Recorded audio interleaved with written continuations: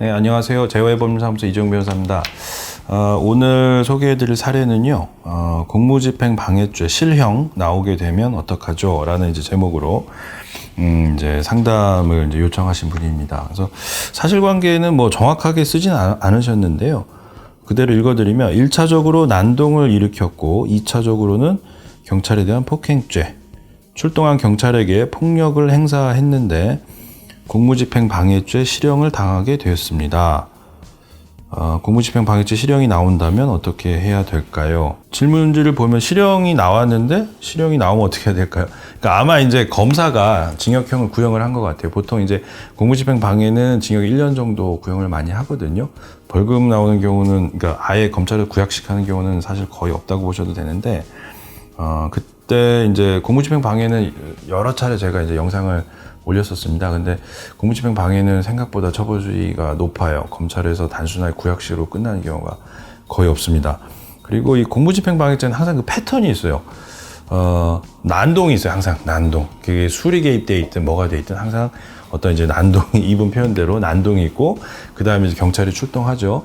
그러면 경찰이 와서 그 사건을 정리를 하면서 뭐 말리던 어떤 정리를 하는 과정에서 경찰하고 또 시비가 추가적으로 붙으면서 이제 몸싸움이라든지 이제 욕설, 이렇게 하면서 공무집행 방해로 입건이 되는, 항상 이게 전형적인 패턴입니다. 그래서 이분도 이제 전형적인 패턴의 이제 사건을 보이는데, 일단 뭐 사실관계를 구체적으로 지금 기재를 하지는 않으셨어요. 그래서 정확하게 지금 답변을 드릴 만한 부분은 지금 제가 일반적인 말씀을 드릴 수밖에 없을 것 같은데, 어찌됐건 이제 경찰에게 폭행을 행사한 것이기 때문에 공무집행 방해죄가 되는 건 맞죠.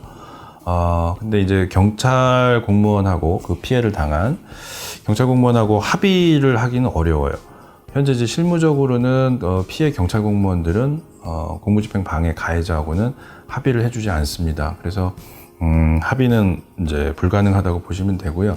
지금 기재하신 내용을 봤을 때는 이미 검찰에서는 징역형을 구형을 한 상태인 것 같고, 판결 선고가 아직 안 된 걸로 보여요. 그러면 판결에서 이제 재판부에서는 실제로 징역형을 선고를 할지 아니면 뭐 집행유예나 벌금을 선고를 할지 이제 이런 부분들을 결정을 하겠죠. 그래서 제일 많이 이제 판단을 하는 부분은 그 사건의 경위입니다. 도대체 왜 그렇게 해서 그런 피해까지 발생을 했는지가 이제 첫 번째고, 그 다음에 이 가해자, 그러니까 재판을 받는 피고인이 얼마나 진지하게 반성을 하고 있는지 이제 여러 가지 부분들을 봐요. 그러니까 단순하게 반성문 하나만 썼다고 해가지고 이 사람이 반성하는구나 이제 그렇게 보진 않아요. 근데 반성문 안 쓰면 안 되죠. 그거는 이제 안 쓰면 손해고 쓰는 게 이제 기본이다 이제 이렇게 보시면 되거든요. 근데 대부분 분들이 뭐 반성문 하나 쓰면은 다 이제 되는 걸로 그렇게 아시더라고요. 근데 그렇지 않습니다. 그래서 반성문 쓰는 건 너무나 기본인 거고, 그 이외에도 여러 가지 본인이 이제 실제 반성하고 있고, 얼마나 이 사건에 더 진지하게 받아들이고 앞으로는 그런 재범을 하지 않겠다라는 그런 의지가 보여져야 돼요. 뭐 봉사활동을 하신 분들도 있고, 뭐 여러 가지 방법들이 많이 있습니다. 뭐 변호사가 선임이 돼 있으신지는 모르겠는데, 변호사 입장에서는 이제 재범의 위험성이 없다라든지 진지하게 반성하고 있는 부분을 옆에서 이제 지켜보면서 이제 그런 부분들이 좀 부각될 수 있도록 변론을 해야겠죠. 그래서 재판부에서는, 검찰에서는 어찌됐건 징역형 구형했으니까 이 피고인 측의 어떤 변론 방향이나 제출된 양형 자료들의 내용, 정도, 양 이런 거를 보고 실제 징역형을 선고할지 말지를 결정을 하게 될 거예요. 그래서 의외로 생각보다 공무집행 방해 되게 좀 쉽게 보시는 분들이 많던데, 검찰에서 징역 구형하고 놀라서 오신 분들이 대부분입니다. 그래서 공무집행 방해는 연루가 안 되는 게 제일 좋지만, 항상 이게 술이 이제 개입돼 있다 보니까 알면서도 이렇게 실수하시는 분들이 많이 나오시는 것 같아요. 계속 끊임없이 계속 반복되고 있다 보니까 항상 각별히 좀 조심을 해야 될 사건들입니다.